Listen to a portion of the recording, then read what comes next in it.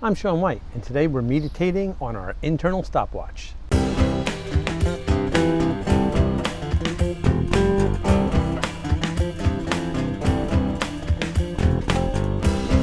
So a while back, I started figuring out some mindfulness, practices that I could do while I was outside cooking some food on the grill.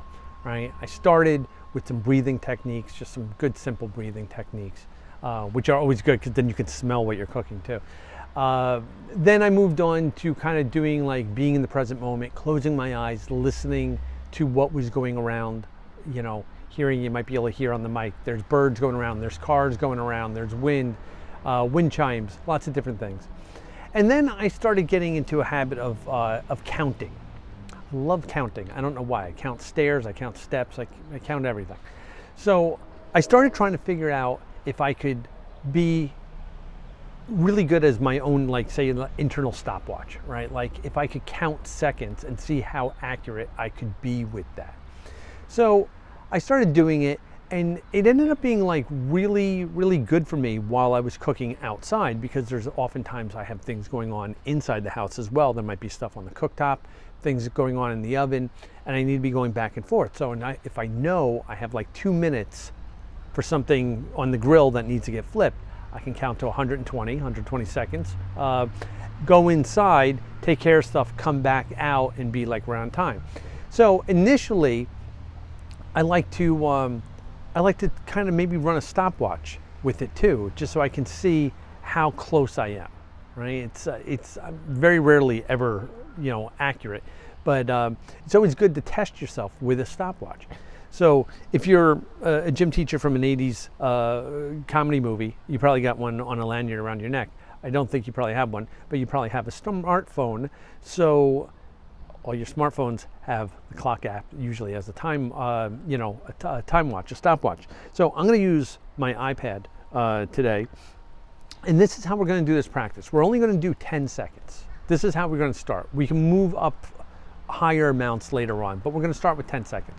So I'm going to start it, and I'm going to watch for the first 3 seconds. This is only for the first time. And so then this way I can kind of maybe get my tempo for what real time is, and then subsequent times we won't look. So let's get our finger on the button here, and we're going to start. You ready?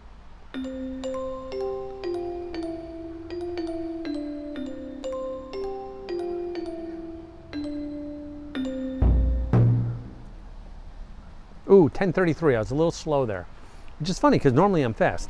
So 10:33.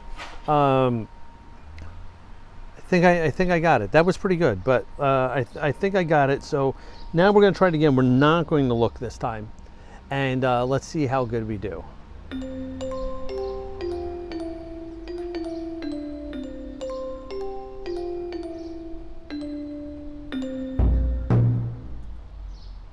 .89. Would you look at that?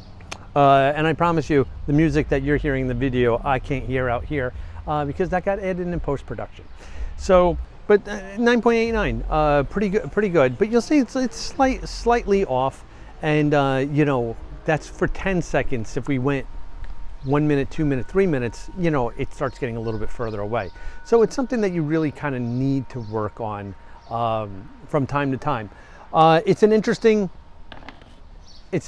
exercise, and I tend to find that it's good for me because it gives me a better understanding of time itself and how long time really is around us. We always say, tempus fugit, time flies, or time drags, depending on what we're doing.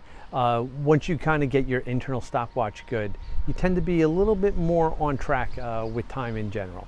So give it a try. Let me know how it works out for you. Leave me some comments down below. If you like this video, obviously click the like button, and if you want to hear more of what I got to say, click the subscribe button, and click the bell, get some notifications. So I hope you found this enjoyable, and until we speak again, be well, be safe, and be kind to everybody.